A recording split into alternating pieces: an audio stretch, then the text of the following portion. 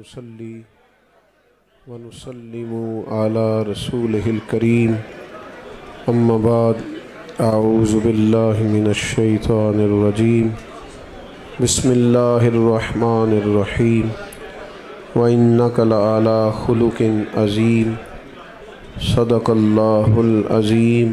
درود پاک پڑھ لیجیے۔ الصلاۃ والسلام علیک یا رسول اللہ وعلی آلک واصحابک یا حبیب اللہ۔ الصلاۃ والسلام علیک یا نبی اللہ وعلی آلک واصحابک یا حبیب اللہ۔ حمد و صلاۃ کے بعد یہ جو چند ایک دوست آگے بیٹھ گئے نا موبائل لے کے، ان کا خیال ہے کہ پیچھے نہ کوئی بات سن سکے، یہ سب ہاتھ اونچے کر رہے ہیں، موبائل اونچے کر رہے ہیں اور پیچھے بیچارے لوگ پریشان ہیں۔ آپ لوگوں کو اللہ سلامت رکھے۔ صرف مووی چاہیے تھی تو بتا دیتے، ایک مووی بھیج دیتے، کام ختم ہو جاتا۔ اتنا زیادہ لوگوں کا وقت لینے کی کیا ضرورت تھی؟ کسی شخص کا آگے بیٹھنے کا مقصود یہ نہیں ہوتا کہ وہ باقی پیچھے جتنے لوگ ہیں ان کے لیے آزمائش کا سلسلہ بنے۔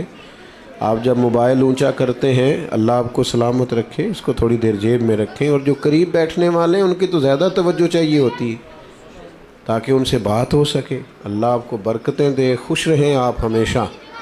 تو یہ جو محافل ہوتی ہیں نا، ہماری تو جماعت ہی ادب والی جماعت کہلاتی ہے۔ تو اس میں جب تک آداب محفل کا ہم خیال نہیں کریں گے، روحانیت پیدا نہیں ہوگی۔ اس لیے نہایت مہربانی کریں۔ وہ دیکھیں بار بار پیچھے سے دوست اشارہ کریں، بیٹا بیٹھ جائیں اطمینان سے۔ اللہ آپ سب کو برکتیں، سلامتیاں، عزتیں عطا کرے۔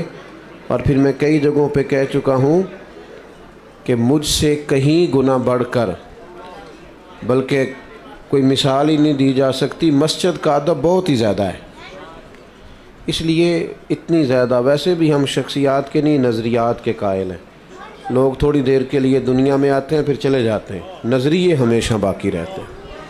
تو نظریاتی بنے۔ یہاں حضرت صاحب تشریف فرما ہیں، باقی حضرات ہیں، باتیں تو سنتے رہتے ہیں۔ آج میرے ذمے لگا ہے 2-4 باتیں صرف، اور بڑی تھوڑی سی بات کرنے کا میں عادی ہوں۔ بس میں چاہتا ہوں آپ کی توجہ رہے، اور میں آیا ہوں تو تب بھی میری گزارش ہے، میں جاؤں گا تب بھی میری گزارش ہے کہ زیادہ بہتر یہ ہوتا ہے ایک دو دوست صرف اپنا موبائل چلانے کے لیے سارا ماحول جو ہے اس کو پریشان کر دیتے ہیں۔ وہ لائیو رہیں، رستہ سارا رک جائے کوئی حرج نہیں، وہ لائیو رہنا چاہتے ہیں۔ اللہ آپ کو برکت عطا کرے۔ یہ تو چیزیں ضمناً آ گئی ہیں، ورنہ تو بزرگ اس سے منع کیا کرتے۔ کوئی ایسی چیزیں نہیں، اللہ تعالی ہمیں سمجھنے کی توفیق دے۔ تو ضرور استعمال کریں ضرورت کے مطابق۔ ضرورت سے زیادہ کوئی بھی کام ہوتا ہے تکلیف کا باعث بنتا ہے۔ اللہ تعالیٰ سمجھ عطا فرمائے۔ انسانی زندگی میں وقت گزارنے کے لیے بہت ساری چیزوں کی ضرورت ہوتی ہے، لیکن کچھ چیزیں ایسی ہوتی ہیں جو اتنی ضروری ہوتی ہیں کہ ان کے بغیر وقت گزرتا ہی نہیں۔ ان میں ایک اہم چیز ہے کہ انسان کا اخلاقی رویہ کیسا ہے۔ بہت زیادہ پیسے شوہر کما کے لاتا ہو، گھر بھی اس نے کشادہ بنا کے دے رکھا ہو، اللہ تبارک و تعالیٰ نے فضل کیا ہو، اور وہ خاتون صاحب اولاد بھی ہو، اور گاڑی کی سہولت بھی موجود ہو، زندگی کی ساری نعمتیں ہیں، لیکن اگر اس کا اخلاقی رویہ ٹھیک نہیں نا، تو کبھی اس اہلیہ سے، اس خاتون سے پوچھ کے دیکھیے گا، وہ بیچاری بڑی تکلیف میں ہوتی، کہتے کیا کروں ان پیسوں کا جب اسے بولنے کا ہی پتہ نہیں، اس کا لہجہ ہی ٹھیک نہیں، کیا کرنا ہے ان ساری چیزوں کو۔ اسی طرح اہلیہ سارے کام کرتی ہو، پردہ دار بھی ہو، نمازی بھی ہو، کام کاج بھی سارے کرتی ہو، لیکن اگر اس کا اخلاقی رویہ ٹھیک نہ ہو تو گھر بسانا مشکل ہو جاتا ہے۔ اس لیے اللہ تعالیٰ نے رسول اللہ صلی اللہ تعالی علیہ وسلم کے اخلاق کی تعریف فرمائی، اور اس انداز میں تعریف فرمائی کہ امت کو پتہ چلے کہ محاسن اصل میں کیا ہیں۔